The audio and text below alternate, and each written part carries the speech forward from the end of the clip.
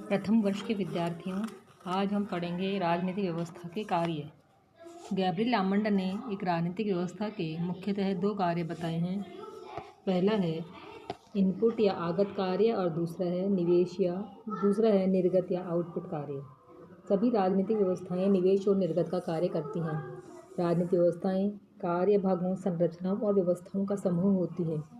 राजनीतिक व्यवस्था की क्रियाएं एक सीमा तक कर्ताओं की मनोवैज्ञानिक विशेषताओं और नैसर्गिक प्रवृत्तियों से प्रभावित होते हैं। राजनीतिक व्यवस्था को पर्यावरण से मांगों एवं समर्थन के रूप में निवेश प्राप्त होते हैं। इन निवेशों का राजनीतिक व्यवस्था के अंतर्गत संसाधन और रूपांतरण किया जाता है। रूपांतरण की प्रक्रिया द्वारा निवेशों को निर्गतों में बदल दिया जाता है। राजनीतिक व्यवस्था के अधिकारी गणों के निर्णयों और कार्यों का नाम ही निर्गत है। ये निर्गत अधिकारियों से निकलकर राजनीतिक व्यवस्था के सदस्यों तक पहुँचते हैं। निर्गत सदस्यों की आवश्यकताएं पूरी करते हैं और नई मांगों को जन्म देते हैं। जिस प्रक्रिया द्वारा व्यवस्था को अपने निर्गतों के प्रति जनता की प्रतिक्रिया के बारे में जानकारी होती है, उसे फीडबैक कहते हैं। राजनीतिक व्यवस्था के लिए आमंड मांगों तथा समर्थनों को स्वीकार करता है। निवेश के रूप में आने वाली मांगों की 4 श्रेणियां हैं। पहला है राजनीतिक समाजीकरण और भर्ती, दूसरा है हित उच्चारण, तीसरा हित समग्रीकरण और चौथा है राजनीतिक संचार। मांगों की तरह ही आमंड ने समर्थन की भी 4 श्रेणियां मानी हैं। पहला है द्रव्यात्मक समर्थन, दूसरा है आज्ञाकारिता समर्थन, तीसरा है सहभागिता समर्थन और चौथा है श्रद्धात्मक समर्थन। रूपांतरण को आमंड 2 भागों में विभक्त करता है, मांगों के रूपांतरण के राजनीतिक प्रकार्य तथा मांगों के रूपांतरण के सरकारी कार्य। इसी प्रकार आमंड कहता है कि जिस विधि द्वारा राजनीतिक व्यवस्था निवेश को रूपांतरित करती है तथा पर्यावरण की प्रतिक्रिया का प्रत्युत्तर देती है, उसे आमंड रूपांतरण की प्रक्रिया कहता है। राजनीतिक व्यवस्था की क्षमता इस बात में निहित होती है कि वह किस सीमा तक निवेश को निर्गत में रूपांतरित करने की क्षमता रखती है। आमंड ने निर्गतों के 4 भिन्न प्रकार माने हैं: निकासीय निर्गत, नियामक निर्गत, वितरणी निर्गत और प्रतीकात्मक निर्गत।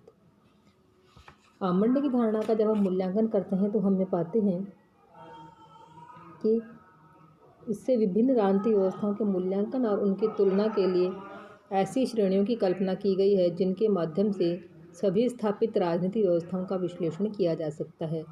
यह सामाजिक पद्धति की सामान्य धारणा के अमूर्त विश्लेषण पर आधारित है, जिसके कारण सामाजिक पद्धतियों या व्यवस्थाओं और उपव्यवस्थाओं की विभिन्नताओं को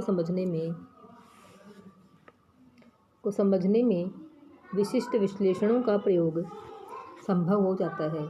आमंड के इस उपागम की जो कमियां हैं, उसमें पहली है कि इस विश्लेषण से राजनीतिक जीवन के अनेक पहलुओं के प्रभाव आदि का विश्लेषण नहीं हो पाता है। आमंड की प्रणाली में कुछ ऐसे तथ्य शामिल हैं जो अनावश्यक हैं और जिनसे विश्लेषण में अस्पष्टता और जटिलता बढ़ती है। आलोचकों के अनुसार आमंड का उपागम स्थिर है। इसका उपयोग यथास्थिति को उचित सिद्ध करने के लिए किया गया है।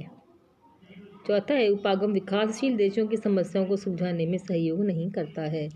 लेकिन राजनीतिक व्यवस्था उपागम का महत्व हम जब देखते हैं तो हमें पाते हैं कि यह संपूर्ण राजनीतिक व्यवस्था पर अपना ध्यान केंद्रित करता है। यह राजनीतिक व्यवस्थाओं के गत्यात्मक विश्लेषण का मार्ग खोल देता है। इस दृष्टिकोण का संबंध किसी विचारधारा से नहीं होने के कारण इसके प्रयोग द्वारा प्रत्येक राजनीतिक व्यवस्था की तुलना संभव है। इससे राजनीतिक व्यवस्था में परिवर्तन और विकास की दिशा का अंदाज लगाया जा सकता है। इसके आधार पर राजनीतिक व्यवस्था की क्षमता का संकेत मिल जाता है। यह अवधारणा विकास की गति का संकेत देने में भी समर्थ है।